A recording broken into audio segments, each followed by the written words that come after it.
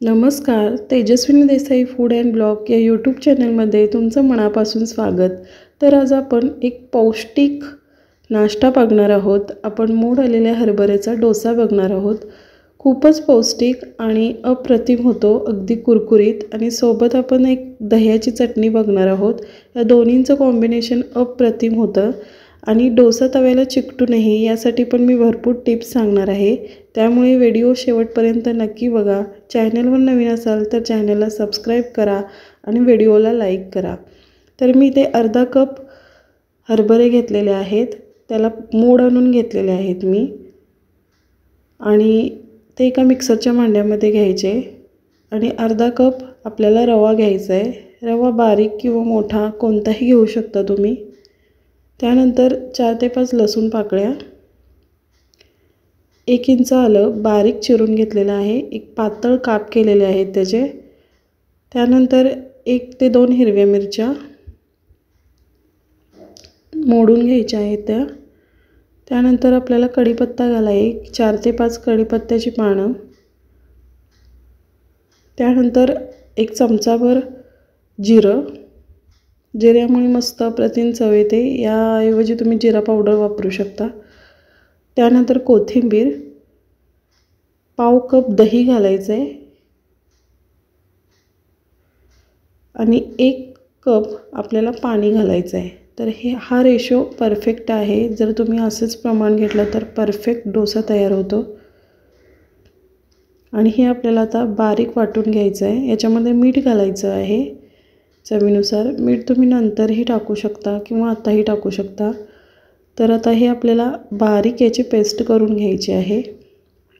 तर मी ते बारीक वाटून घेतलेलं आहे. तुम्ही बघू शकता बॅटर असं आपल्याला हवं आहे. याची कन्सिस्टन्सी बघा. तर असेच आपल्याला हे प्रमाण जर घेतलं तर परफेक्ट कन्सिस्टन्सी तयार होते. तर हे आता आपल्याला झाकून एक 15 ते 20 मिनटं फर्मेंट होण्यासाठी ठेवून द्यायचं आहे. तोपर्यंत आपण एक चटणी बघणार आहोत दह्याची. खूप अप्रतिम होते. तर मी ते खलबत्ता घेतलेला आहे, एक 3-4 लसूण पाकळ्या. तुम्ही जेवढी चटणी बनवणार आहे त्यानुसार प्रमाण घेऊ शकता. 1 हिरवी मिरची, अर्धा चमचा जिरं आणि थोडंसं मीठ घालायचं आणि हे कुटून घ्यायचं. तुम्ही हे मिक्सरमध्ये सुद्धा बनवू शकता किंवा पाट्यावर वरवंट्यावर वाटूसुद्धा शकता. तर याची आपल्याला बारीक पेस्ट करून घ्यायची आहे. तर थोडंसं मीठ घातल्यामुळं काय होतं तर त्याला पाणी सुटतं आणि चांगलं आपलं वाटण वाटलं जातं. त्यानंतर थोडीसं पुदिन्याची पानं घालायची आहेत आणि थोडीशी कोथिंबीर. त्यानंतर आणखी थोडंसं चिमूटभर मीठ घालायचं, म्हणजे चांगलं वाटलं जाईल आणि त्याला टेस्ट पण चांगली येईल. त्यानंतर थोडीशी हळद, 1 चिमूटभर हळद घालायचे आणि ही चांगली पेस्ट करून घ्यायची, वाटून घ्यायचं आहे. तर पुन्हा एकदा मी सांगते की जर तुम्ही माझ्या चॅनलला सबस्क्राईब केलं नसेल तर प्लीज सबस्क्राईब करा. आणि सबस्क्राईब करणं पूर्णपणे फुकट आहे. त्यामुळे मी जेव्हा व्हिडिओ अपलोड करेल त्याचं नोटिफिकेशन तुम्हाला मिळेल आणि माझे व्हिडिओ तुम्हाला बघता येतील. त्यामुळे प्लीज सबस्क्राईब करा आणि व्हिडिओला लाईकसुद्धा नक्की करा. तर अशी पेस्ट आपल्याला बनवून घ्यायची आहे एकदम बारीक. बघू शकता इथे. तर छान अशी पेस्ट तयार झालेली आहे. तर 1 वाटी मी ते दही घेतलेलं आहे. दही शक्यतो फ्रेशच घ्या. त्यानंतर ही पेस्ट आपल्याला त्याच्यामध्ये टाकायची आहे आणि चांगलं मिक्स करून घ्यायचं आहे. खूप अप्रतिम चटणी होते ही आणि या डोशाबरोबर कॉम्बिनेशन जबरदस्त लागतं. नक्की ट्राय करा. तर हे पूर्णपणे मिक्स करून घ्यायचं. तर आपली तयार झालेली आहे दह्याची चटणी.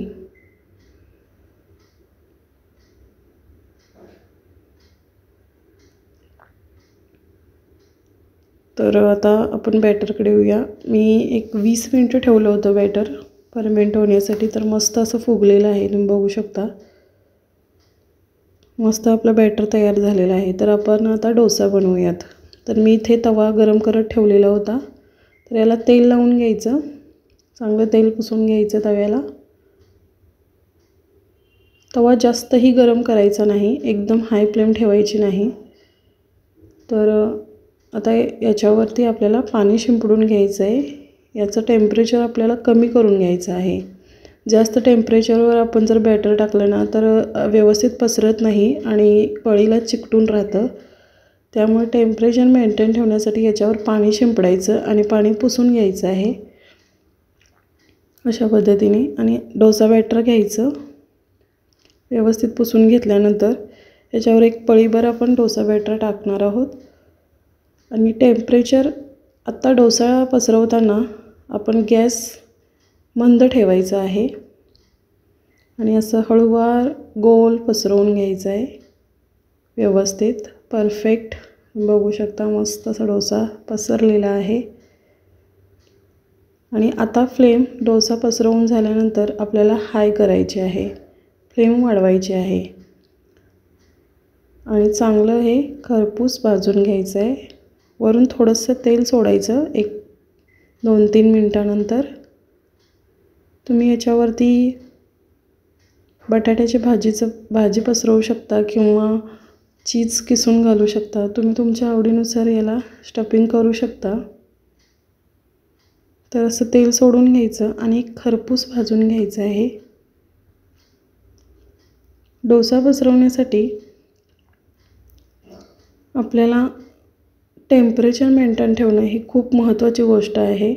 तर सुरुवातीला टेम्परेचर तव्याचं कमी लागतं आणि नंतर आपण फास्ट करायचं आहे। तर एकदम खरपूस भाजून घ्यायचं आहे आपल्याला। मी गॅसची फ्लेम वाढवलेली आहे।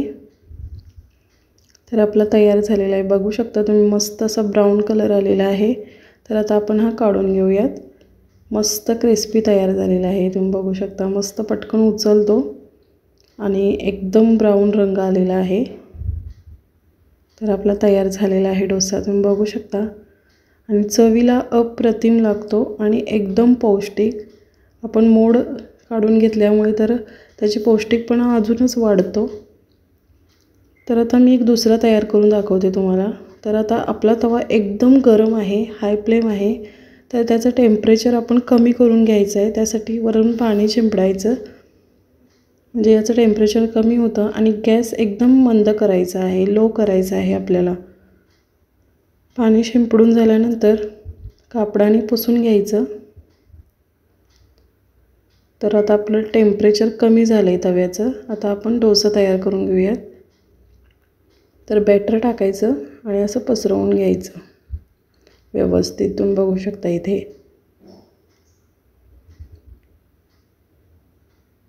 तर मस्त असा डोसा तयार होतो। तर अजूनही मी तुम्हाला सांगते एकदा की तुम्ही जर माझ्या चॅनलला सबस्क्राईब केलं नसेल तर प्लीज सबस्क्राईब करा आणि व्हिडिओला एक लाईक नक्की करा। तर आपला तयार झालेला आहे मोड आलेला हरभऱ्यांचा डोसा, अगदी पौष्टिक आणि सोबत दह्याची चटणी, दोन्ही कॉम्बिनेशन जबरदस्त लागतं। नक्की ट्राय करा, नाश्त्यासाठी बनवू शकता किंवा मुलांच्या डब्यामध्ये सुद्धा तुम्ही देऊ शकता। तर मस्त असं कलर आणि टेस्ट जबरदस्त तर तयार झालेला आहे। चॅनलवर नवीन असाल तर चॅनलला सबस्क्राईब करा, व्हिडिओला लाईक करा।